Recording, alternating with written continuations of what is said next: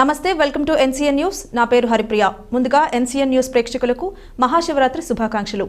ముందుగా ఈ బులెటిన్లోని హెడ్లైన్స్ చూద్దాం. ఎన్నికల సమాచారం ప్రజలకు చేర్చడంలో మీడియా బాధ్యత కీలకం. జిల్లా ఎన్నికల అధికారి మాధవీలత.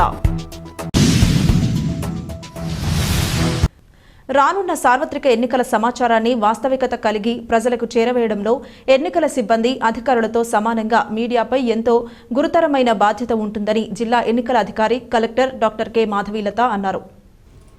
వచ్చే సార్వత్రిక ఎన్నికలను విజయవంతంగా నిర్వహించడంలో జిల్లా యంత్రాంగానికి మీడియా తమ వంతు సహకారాన్ని అందించాలని జిల్లా కలెక్టర్ డాక్టర్ కె మాధవీలత విజ్ఞప్తి చేశారు.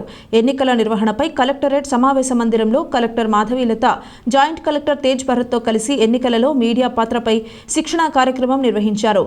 ఈ సందర్భంగా కలెక్టర్ కె మాధవీలత మాట్లాడుతూ జిల్లాలో సార్వత్రిక ఎన్నికల నిర్వహణ సజావుగా జరగడానికి తీసుకున్న ఏర్పాట్లపై వివరించారు.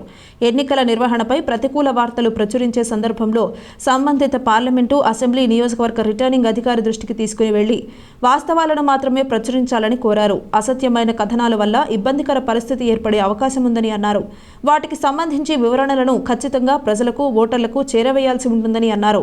ఈ సమావేశంలో joint collector N Tej Bharat, DIPRO CH Srinivas, media ప్రతినిధులు తదితరులు పాల్గొన్నారు.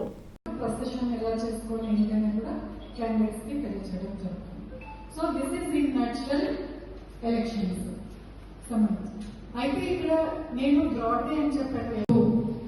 ప్రతి వారం కూడా పొలిటికల్ పార్టీస్ మీటింగ్ పెట్టి ఈవీఎంస్ గురించి కూడా వాళ్ళకి తెలియజేస్తూ అన్ని చర్యలు తీసుకోవడం జరుగుతుంది. అయితే ఇందులో భాగంగా ఏంటి అంటే నిన్న పొలిటికల్ పార్టీస్ ట్రైనింగ్ జరిగింది. ఎలక్షన్ ప్రాసెస్ ఎలా ఉంటుంది అనేది ఈరోజు మీడియా మిత్రులకి ట్రైనింగ్ ఇవ్వడం జరుగుతూ ఉంది ఎలక్షన్స్ మీద.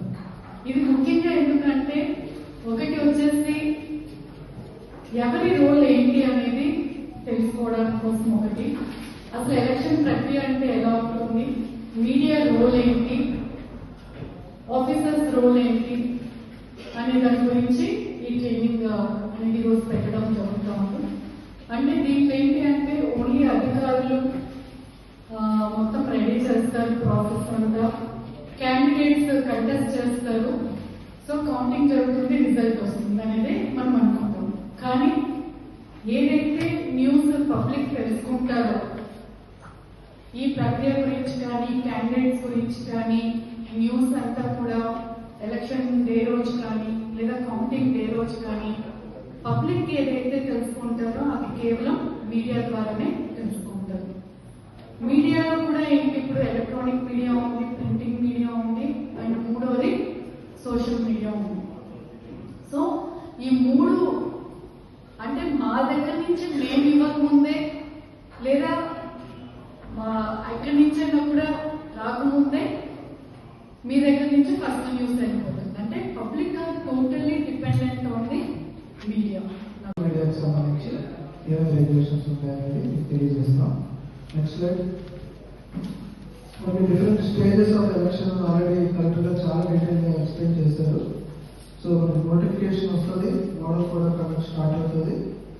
ఆల్ అఫీషియల్స్, ఆల్ స్టేక్ హోల్డర్స్కి ట్రైనింగ్స్ ఇస్తాము. అలాగే అన్ని ఐటీ అప్లికేషన్స్ ఈసారి ఎలక్షన్స్లో ఈసీఐ ఇచ్చినటువంటి ఐటీ అప్లికేషన్స్ ద్వారానే అన్ని ప్రాసెస్ చేస్తాము. నామినేషన్స్ ప్రక్రియ జరుగుతుంది. ఈవీఎంస్ని రెడీ చేస్తాము, ఈవీఎంస్కి సంబంధించిన ట్రైనింగ్స్ ఇస్తాము. తర్వాత పోస్టల్ బ్యాలెట్